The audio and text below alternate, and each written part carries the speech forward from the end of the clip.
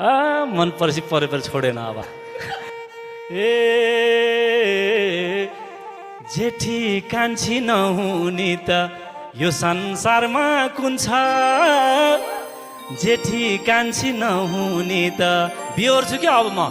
यो संसारमा कुन छ थाहा छैन र एउटा मोबाइल दुईटा सिम हुन्छ झल्को लाली ओठको झल्को लाली ओठको बाटो खुल्यो मोटर चाल्यो जुम्ला गाली गोडको हे अब एकछिन बसे भने लान्छन् यिनले आजै अब एकछिन बसे भने लान्छन् यिनले आजै घरमा जहिले परे